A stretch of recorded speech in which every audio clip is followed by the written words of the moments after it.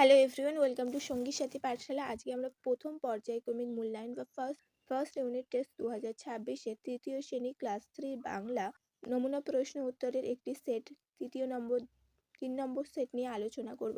এখানে আমরা এমন প্রশ্ন উত্তর রেখেছি যেগুলো তোমাদের সব স্কুলের ফার্স্ট ইউনিট টেস্টে কমন আসবে। পূর্ণমান হচ্ছে 20 এবং সময় 40 মিনিট। প্রথমে রয়েছে কবির নাম সহ সারাদিন কবিতাটি প্রথম 8 লাইন লেখো। 4 নম্বর, সারাদিন সুনির্মল চক্রবর্তী। সারাদিন ভালো লাগে নানা ছবি আঁকতে, খাতার পাতায় চাই মনখানা রাখতে। হিজিবিজি ভাবনারা মনে আসে যখনই, ছবি হয়ে খাতাটায় রয়ে যায় তখনই।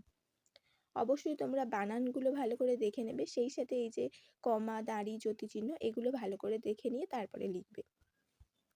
এরপরে আমরা রেখেছি পূর্ণ বাক্যে উত্তর দাও। প্রতিটির মান 1 এবং 6টি রয়েছে 6 নম্বর।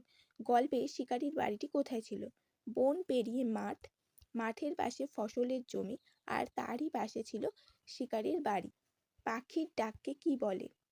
পাখির ডাককে কুজন বা কাকলি বলা হয়। পাখির ডাককে কি বলা হয়? কুজন বা কাকলি বলা হয়।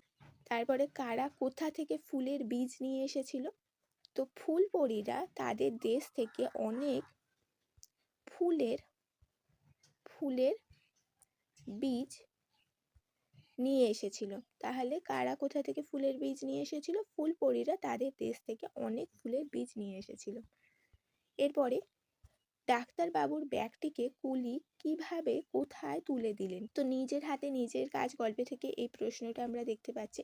কুলি ডাক্তারবাবুর ব্যাগ মাথায় তুলে নিয়ে স্টেশনের বাইরে অপেক্ষারত পালকিতে তুলে দিলেন। তাহলে কুলি কি করেছিল? কুলি ডাক্তারবাবুর ব্যাগটা মাথায় তুলে নিয়ে স্টেশনের বাইরে অপেক্ষারত পালকিতে তুলে দিয়েছিলেন। এরপরের প্রশ্ন হচ্ছে সহজ পাঠ শিশু গল্পগুচ্ছ বইগুলি কে লিখেছেন? সহজ পাঠ, আমরা এই সহজ পাঠ ক্লাস 1 ও 2-তে তোমরা পড়ে এসেছো। শিশু ও গল্পগুচ্ছ বইগুলি কে লিখেছেন? তো সহজ পাঠ, শিশু ও গল্পগুচ্ছ বইগুলি লিখেছেন কবিগুরু রবীন্দ্রনাথ ঠাকুর। এবং 6 নম্বর প্রশ্ন, বুড়ো চাষির সংসারে কে কে ছিল? তো বুড়ো চাষির সংসারে ছিল মোট 3 জন। বুড়ো চাষি, তার একমাত্র ছেলে ও তার ছেলের বউ। এটা আমরা সত্যি শোনা গল্পটি থেকে পেয়েছি।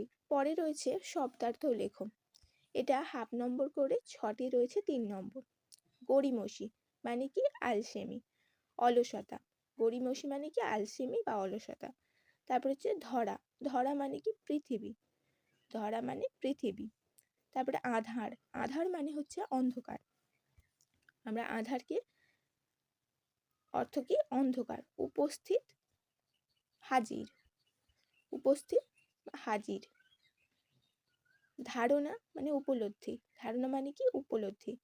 মুচকি মানে কি? মুচকি মানে মৃদু। এরপরে হচ্ছে বিপরীতার্থক শব্দ লেখো। হাফ নম্বর করে 6টি রয়েছে, এটাও 3 নম্বর। এক হচ্ছে বুদ্ধিমান, নির্বোধ। বুদ্ধিমানের বিপরীত হচ্ছে নির্বোধ। শিক্ষার বিপরীত হচ্ছে অশিক্ষা। শিক্ষার বিপরীত হচ্ছে অশিক্ষা। পণ্ডিতের বিপরীত কি হবে? মূর্খ।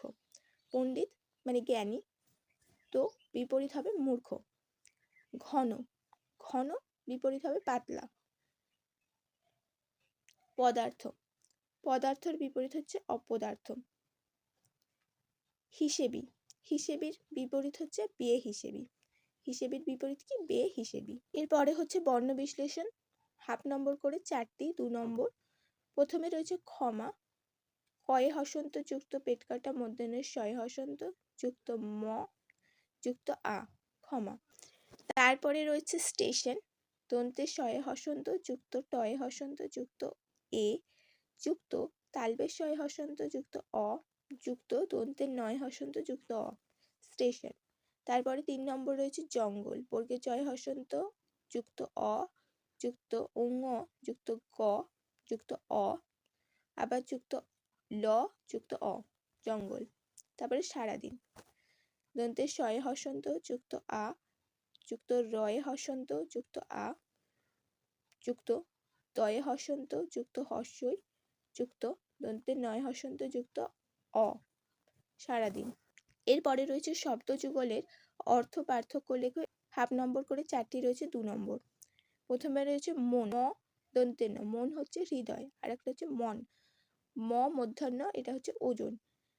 গয়ে চন্দ্রবিন্দু আকার, গা, গা মানে হচ্ছে গ্রাম, এবং গয়ে আকার, গা মানে হচ্ছে শরীর। এই ছিল তোমাদের গুরুত্বপূর্ণ আজকে একটি সেট। মোটামুটি তোমাদের সব স্কুলে এই প্রশ্নগুলো কমন আসবে। অবশ্যই তোমরা বাকি যে দুটো আমরা সেট উল্লেখ করেছি সেগুলো চ্যানেলে ভিজিট করে দেখে নিও।